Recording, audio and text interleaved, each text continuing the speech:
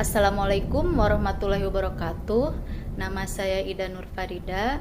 Pada kesempatan ini saya akan membahas mengenai Perpu nomor 1 tahun 2016 ditinjau dari aspek politik hukum.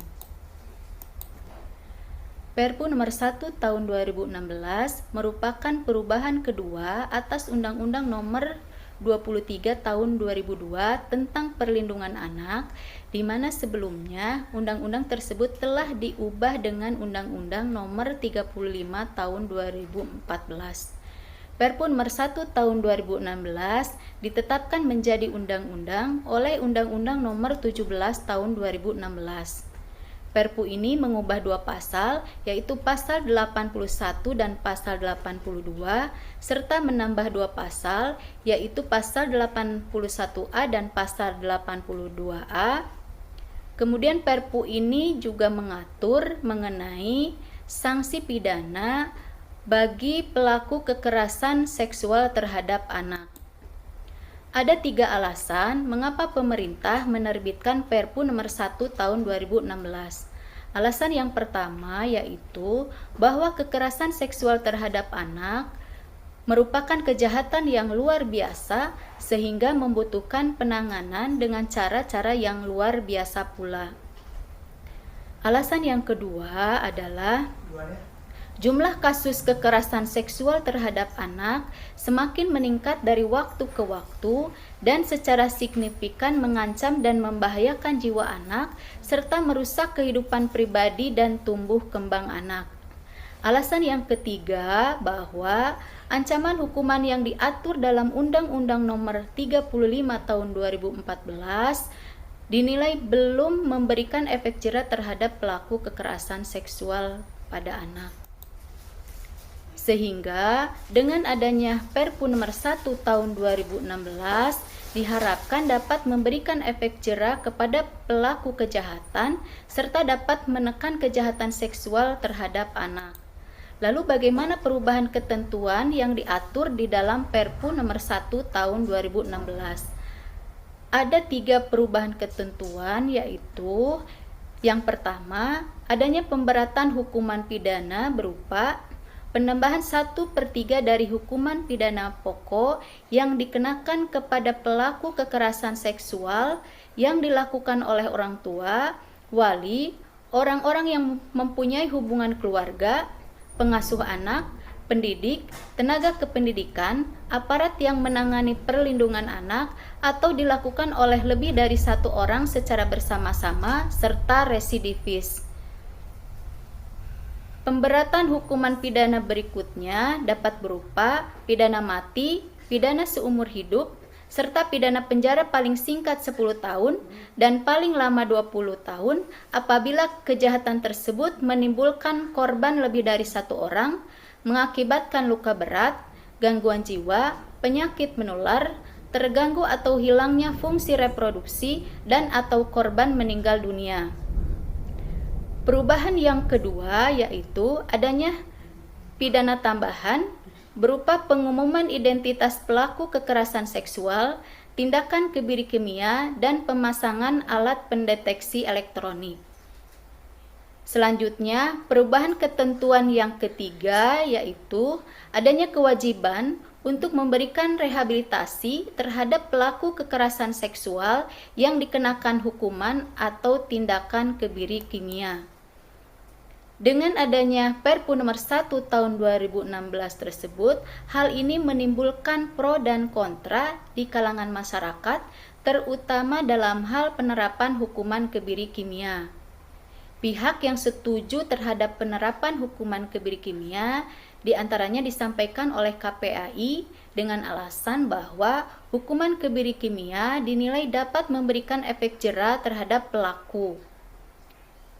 Alasan selanjutnya bahwa hukuman kebiri kimia merupakan pilihan bagi hakim dan bukan merupakan kewajiban, sehingga hakim tidak bisa menjatuhkan hukuman kebiri kimia bagi setiap pelaku, melainkan ada syarat tertentu yang harus dipenuhi.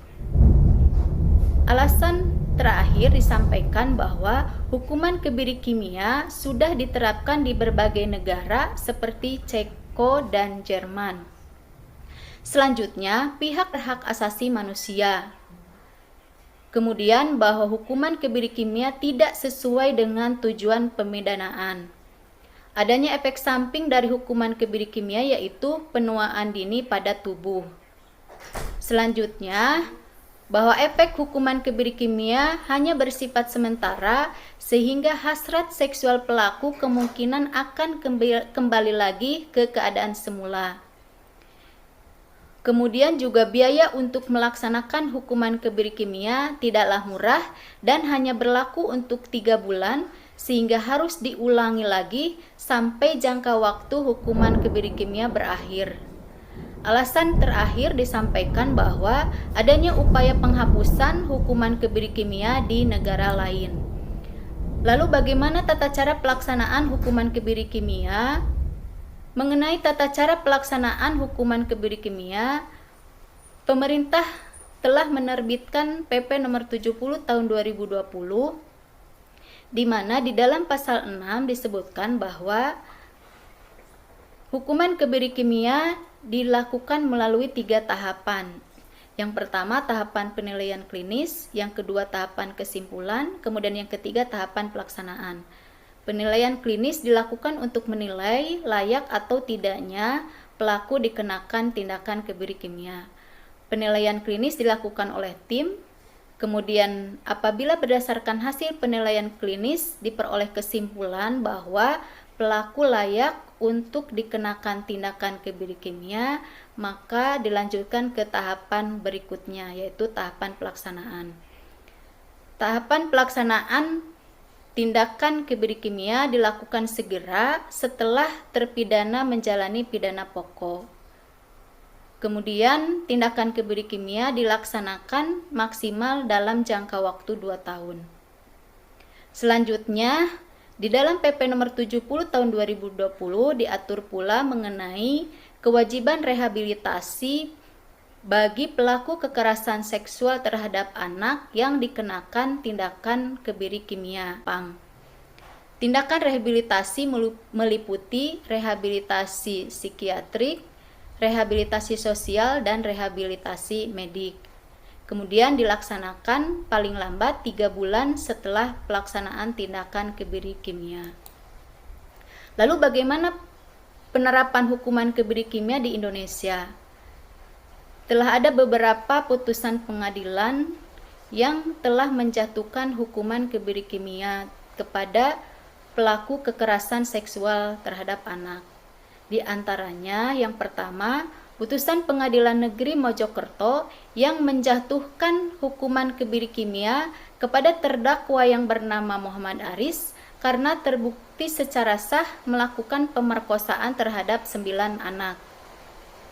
Kemudian putusan Pengadilan Negeri Surabaya yang menjatuhkan hukuman kebiri kimia terhadap terdakwa yang bernama Rahmat karena terbukti secara sah melakukan tindak pidana pencabulan terhadap 15 orang anak didiknya.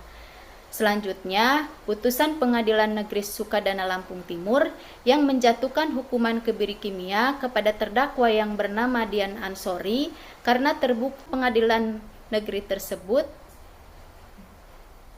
sampai saat ini masih mengalami kendala. Hal ini dikarenakan adanya penolakan dari Ikatan Dokter Indonesia untuk melaksanakan eksekusi terhadap putusan pengadilan tersebut. Selanjutnya, terlepas dari adanya pro kontra terhadap berlakunya hukuman kebiri kimia, maka guna menjamin kepastian hukum, penerapan hukuman kebiri kimia tersebut seyogyanya tetap dilaksanakan, terutama terhadap kasus-kasus yang telah diputuskan oleh pengadilan dan telah memperoleh kekuatan hukum tetap. Namun di samping itu, pemerintah perlu menyiapkan sumber daya manusia, sarana prasarana, dan peraturan pelaksana dari Perpu nomor 1 tahun 2016 dan peraturan pemerintah nomor 70 tahun 2020 agar kedua peraturan tersebut dapat diberlakukan secara efektif. Demikian yang dapat saya sampaikan, semoga bermanfaat. Terima kasih. Wassalamualaikum warahmatullahi wabarakatuh.